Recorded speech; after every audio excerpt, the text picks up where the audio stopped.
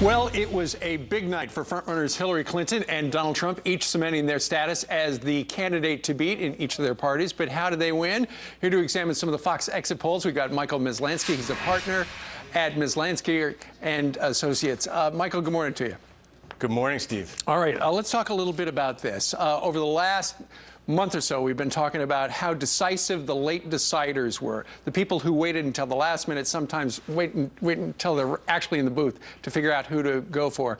We've got one poll to put up. First up, in Florida, the late deciders went for Donald Trump, 37%, to Marco Rubio's 31%. But you found this interesting. Why?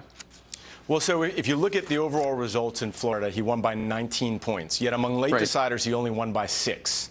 So the question is, what was going on there? Rubio said he was closing the gap. Arguably, he was with late deciders. It wasn't enough. It was a big night for Trump, but the gap was much smaller among those late deciders. And if you look from the other states, in Illinois, Missouri, North Carolina, and Ohio, the late deciders all trended against Trump and arguably moved against him. Even in Missouri, where it's still tied, late deciders broke for Cruz in a big way. Do you think those protests over the weekend where MoveOn.org closed down that show in Chicago, you think that impacted the late deciders? You know, I think that ultimately Chicago, probably as many people moved for Trump as moved against him, because the MoveOn protesters were there to shake things up. I do think that the amount of money being spent on negative ads may be having an impact. Now, again, Trump had a huge night. His Twitter followers are enthusiastically telling me how big a night he had.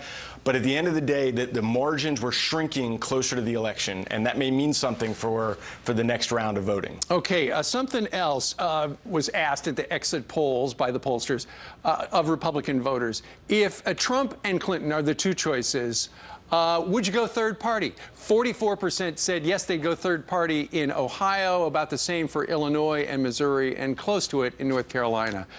That's not really surprising because they say that every time people don't like the front runner. Every time. Really what they're saying is they're not yet comfortable with Trump. I think as the process goes on, if he wins the nomination, or even as it becomes clearer that he's going to win the nomination, they will coalesce. They'll get used to him. They'll find reasons to support him, certainly versus a Democratic nominee. There's very little chance that there's going to be a third-party candidate. And so ultimately, the question really is of this group, how many of them will get comfortable with Trump versus deciding to stay home or even go Democrat and vote for Clinton? Sure. And one last exit poll to show, folks, Republicans are angry with the federal government. It's close to 40% in those 4 states right there. So what that says to you is, if it's not going to be Trump, and it's probably going to be Trump, according to what you said in the break, the only choice for Republicans is Ted Cruz, the outsider. Yeah, well, so first of all, I think it's interesting that only 40% of Republicans say that they're angry. The whole narrative of this election has been about how angry the Republican Party is. So I think that that's interesting. The other thing that we saw in the exit polls associated with that number is if you look at head-to-head between Cruz and Trump, in a number of the states that voted last night, if they had it to do all over again, it were just the 2 of them, they would vote for Cruz over Trump. And so the question is, you know, as the voting continues, are there, and it narrows now to a 3-man race or even a 2-man race, does Cruz pick up some more states? Interesting stuff. All right. Michael Maslansky from Maslansky and Partners. Michael, thank you very much for joining us. Thanks for having me, Steve. Our post-game show today. Thank you.